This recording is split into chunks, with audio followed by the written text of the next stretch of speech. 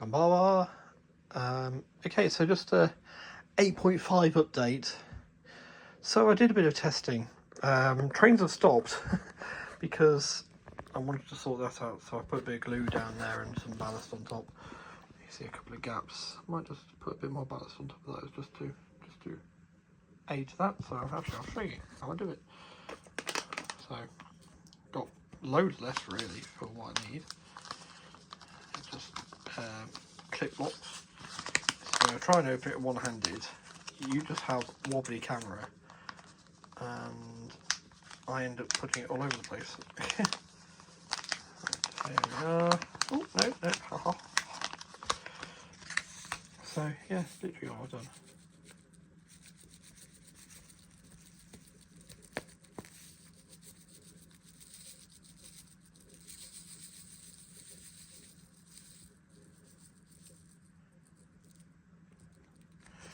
Just make sure we use all the glue we have there to the best we can. So yes, the trains are stopped because I've done that. I've made sure that's sealed. There we go. But yes, so I've done a bit of experimentation, and that's enough exciting. But there is the total time the train ran for, and that's all the intervals it stopped at, or dodgy ran at. This is the Panda Crochet. Tried the controller, and it did it immediately. Changed the controls over, and it immediately did it on the other one. So it's not the controller. So okay. Well, the only other thing it is, it's Atomics train. Just for a giggle, I thought I'll run two other companies' trains, manufacturers' trains, and do what I named the 10-minute tally. So first up was a Greenmax 110, which is one of these. Well, that one exactly. It needed to be a unit. And then after that, we had a Kato 6000 series, which is this one. Quite old, that one. And we'll come to that in a minute. Right, so I'll take you back to the yes, the 10-minute tally. So basically, how many times was there inconsistent running in that 10 minutes? I see the Greenmax 110, very small little DMU, none. Kato 6000, 3 times, but it was consistent in one area, which was that corner there. So consistent in one part, cleaned. So I cleaned that, and it ran fine afterwards. Now, the Kato did hesitate a couple of times, but not in the same way that the Panda was, where it was sort of slow to crawl. But I've got a feeling that hasn't had its wheels cleaned since I've owned it. And I know it's one of my early ones that ran on the original Sakura Densha. So probably wants its wheels cleaned in that one. So, but despite that, it ran consistently. It ran so much better. There was nothing as noticeable apart from that one area. There was nothing as noticeable as the Panda. But also, as I say, it was 3 times in 10 minutes, as opposed to 10 times in 7 minutes, nearly 8 minutes. So, you know, a lot better. So, a new conundrum appears. Is it the Atomics trains that are at fault? Because it's those that have been the ones that have been problematic. So it's not just the Panda, it's also this unit here, and the unit there, which are both Seaside Liner, which are both Atomics as well. I don't know. And why only those if it is those? Because the Greenmax ones, I'm pretty sure, use Atomics chassis for their trains. Because they're usually kits, the Greenmax. Greenmax are the ones that make that building kit there. And that one over there, amongst other building kits.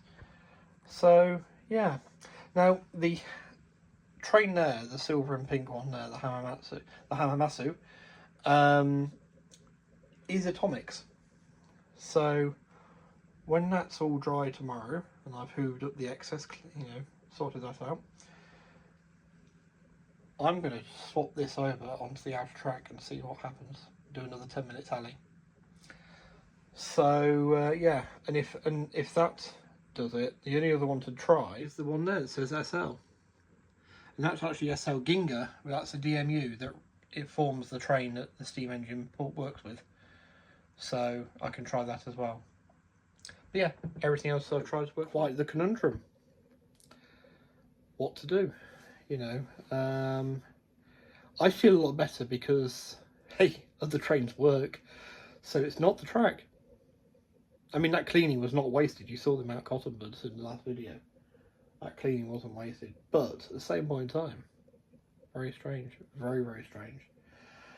You can tell this is a real on-the-fly video. I'm putting a cap on.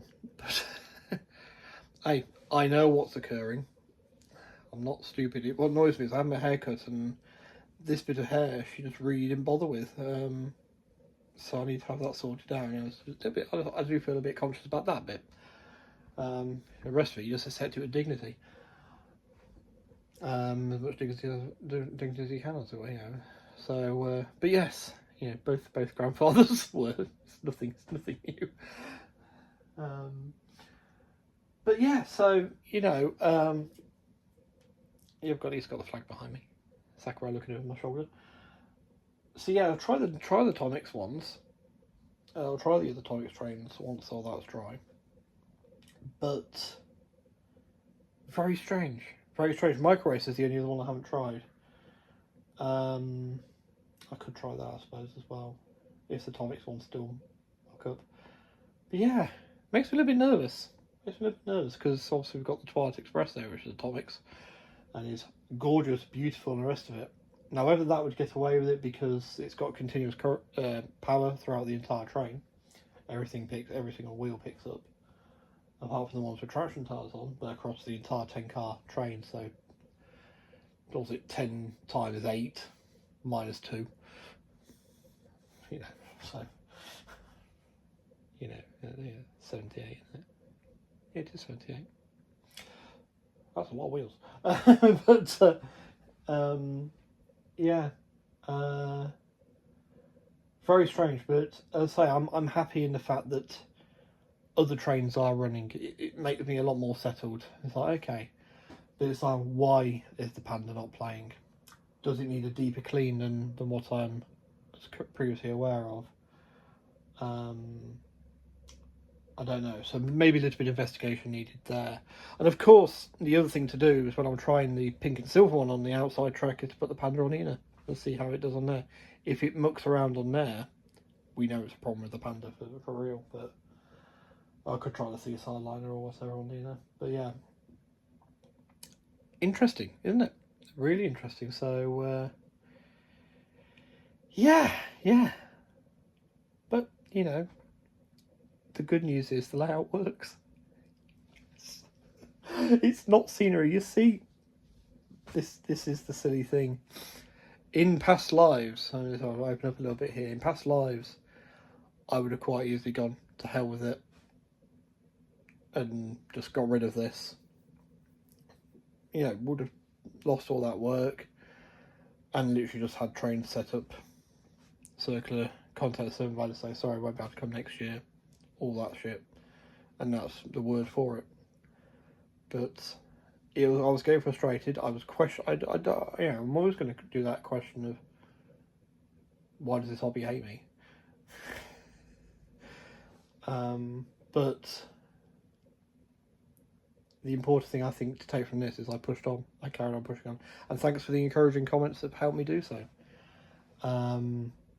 Anthony and Brad, you both come to mind as being the first ones that, you know, not the first ones, the first people that come to mind as you both commented on the video from yesterday, suggesting things and talking about it, but we got there. That's the flag of Malta, by the way. That's where my grandfather was from. But yes, so yeah, give that a try, and there'll be an update out tomorrow. Hopefully we're going, it's the Panda in a way, or yeah, I don't know, very strange. Because if the Panda is okay on the end of the track, then for now I could just run it on there, you know. I would test the Twilight, but it's a bit of a, not a pain or a faff as such, but I'm not keen on constantly coupling and uncoupling it. That's one I think that will eventually live in a permanent siding on the layout, permanently coupled together. Not obviously you're not going to glue it or anything, but just try and leave it set up and make an undercover shed for it to sit in, so it can sit safely, not get covered in dust, and yeah, be safe. But yeah, right. Well, I'm wittering now, so I'll leave you there. As my fine chum Greg would point out, Wittering is a small market town in Cambridge and not a recognised form of communication. So, yes. So, arigato gozaimasu and sayonara.